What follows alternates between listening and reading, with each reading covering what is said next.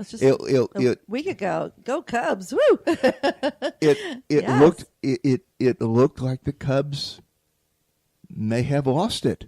The momentum had shifted. Mm-hmm. Okay, then out of the heavens, the rains came. The rains, right? It was 10 or 12 or 13 minutes. It wasn't long, but what happened in that period of time? They were able to just take some deep breaths, settle down. The other team, the Indians, Cleveland Indians, actually lost their momentum.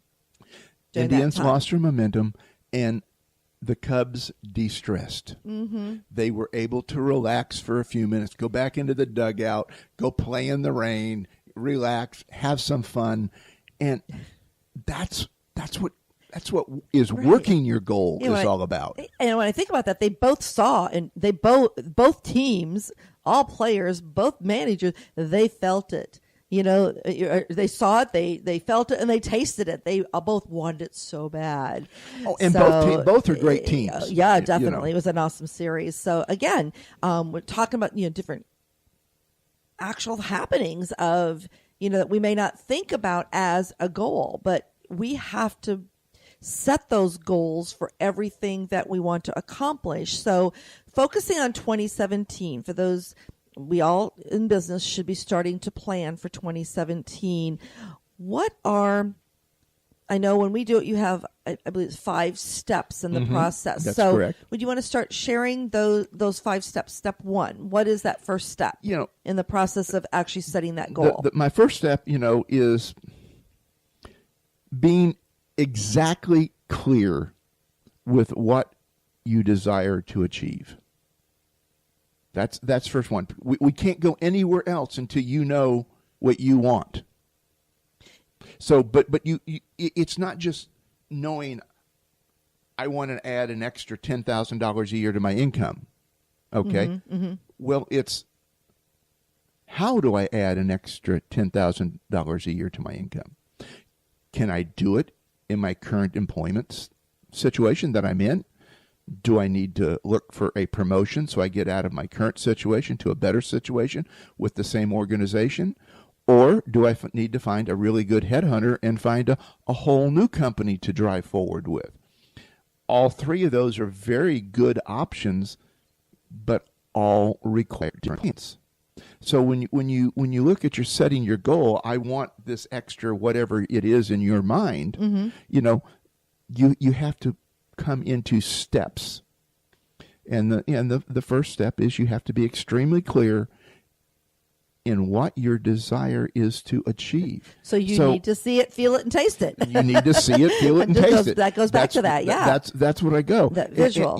And when you go through the see it, feel it, taste it, when you get your physical symbol that comes to you, like I said, the tingles, on that, you'll understand just instantaneously what you're dealing with, how it feels, what's going on. There's no doubt about right or wrong. You're right, because it's about you and it's about your goal. And I know for myself, when I am thinking of what it is that I desire, and I'm very specific at what I want to achieve, I need to see that visual in front of me all the time. So is this where maybe developing what we call a dream board would really come in handy? I mean, putting that visual in front of you on a poster board and putting it in front of you and seeing it at your desk. I know that you have a sign in your office, and I have a sign in my office that has an income amount that we look Correct. at every single day. And that keeps us moving forward. When we feel like giving up, when we feel like, oh my gosh, I'm just so tired. When I go, I really want to go in here and see what's happening in the election, but I got 3 more phone calls to make my quota. What do I do? You look at that visual, that way you can really keep it in front of you. Those are one of those micro choices that you have to make. Mm-hmm. But that micro choice has really, really important implications. Mm-hmm. If you're calling prospects to grow your business, or you're calling existing clients or customers to grow your business, that's really important. Do I go in and watch the election at 6:30 in the evening? Well, no, because I know they're not going to be able to call it till at least after 9 sometime. So I'm going to make my last few phone calls. I'm going to accomplish my goal. It doesn't matter whether those phone calls pan out or they don't pan out. And we'll address that in a minute. It's the fact that I said I was going to make X number of calls. In my case, it was 25, and I had to do them. I didn't have a choice unless I violate myself. So that first step in the process of setting your goal is to be very clear and concise about what it is that you desire and truly want to achieve. So what's the second step, Richard? The second step is to create or find a plan and duplicate as close as possible to achieve your goal. So, explain that. So you either need to create your own plan of action, or you need to find one that's out there. So when you look at this, you find something that works, and this is a trial and error I had mentioned just a little bit ago. You just keep trying it over and over again until you find out what succeeds for you. Because no matter what business you're in, there are many certain ways, but there's only one certain way for you. Because of everything that comes up in you. You know, you have your nerves, your sweat, your anxiousness, your sleeplessness, you know, how confident or unconfident you are. You have all these things. So as you create or find a plan and you duplicate it as closely as possible to achieve your goals, to me, it's an analogous to like a GPS in a car. Yeah, I see that. You know, yep. It keeps you on course. On course. Turn focused. left here, turn right here, take the fork to the right. You know, all of these things come on and put it together, and that's your guidepost. So your plan when you're creating is actually you're developing like a mind map or a course that keeps you going in that right direction. I guess I don't want to say a course, but you develop that sequence of events or topics or things that you need to do to actually achieve your goal. Correct. Okay. And that's why I bring it back to the GPS. You know, there's multiple ways to get from where we are to where we want to go to if we're driving somewhere. There might be the fastest. There might be the most scenic. There might be the most fun. So which level are you in? If you're on vacation, it might be the most scenic or the most fun. If you're looking to grow your business, it might be the fastest.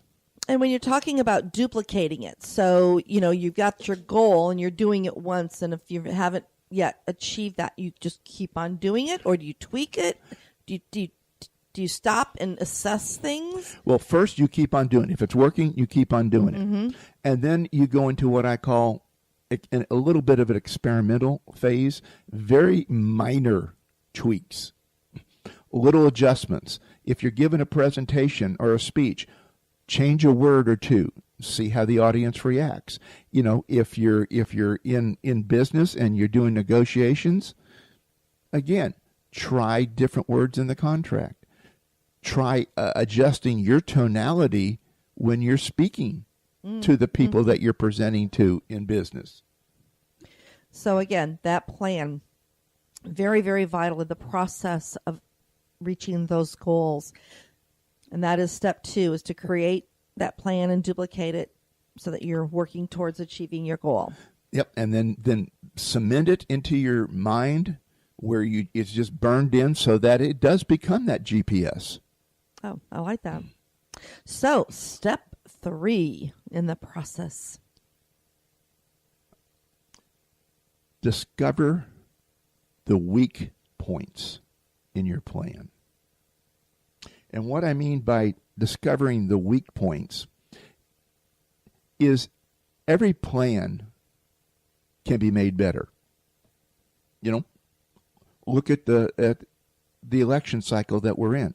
You can go down to like I said, the president to the dog catcher. You know, there wasn't one strategy that worked the whole time through the campaign. They had to have a number of different strategies. The message, the intent was the same, but each message was tweaked just a little bit.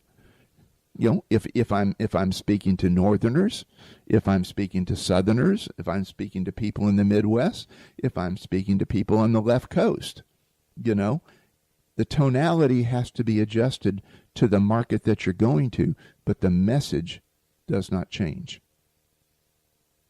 That make sense? Just a little bit on putting that together. So, you know, when we're talking about this, you look at the two strategies from the political candidates.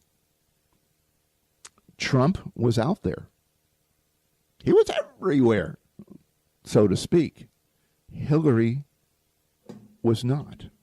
She was there a few places, not nearly what Trump was. So when you look at it, what are the two strategies between those two simple little terms right there? Just the visibility. How visible do you want to be? How visible do you not want to be? One was aggressive and going after you. The other was, I have an advantage. People know who I am. So I just want to maintain certain appearances because I don't want to get into a large public debate and then have people ask me questions I really don't want to answer. So, you know, in that whole thing, both of them were brilliant strategies. Oh, yeah. They were both brilliant strategies, and the people and all of that came up with it are to be really praised for what happened. So what you're saying is within this plan, that's when you're putting the strategies together that you're going to be implementing. And as you start implementing these, that's when you're going to really discover the weak points. Yes. What's working, what's not working. So that's where you have to make course corrections. Yeah, exactly. So, you know, if we're talking about selling, okay, and I go in there and I'm going into professional offices, doctors, dentists, attorneys, CPAs, and those things, and I speak in a certain tonality and I present certain facts, I am going to real quickly learn in 2 or 3 or 4 presentations definitely what's not working. Exactly. At that point, I might not know what is working, but I'll have some ideas of what's not working. Then I have to judge what's not working. Is it what I'm saying? Or is it how I'm saying it? Or writing it if you're sending over emails or written documents or those things. So there's always these systems and processes that have to be reviewed and analyzed, and you have to be willing to do it on the fly if necessary. And that's where it gets into that step 4 of your process, as you say. You know, really discover what causes any weaknesses and correct it as fast as possible. And that's what makes online marketing so powerful, because I know in the past we've been in business since 1998. We've done radio advertising, we've done print advertising, we've done direct mail pieces, and and for those our listeners, print is not dead.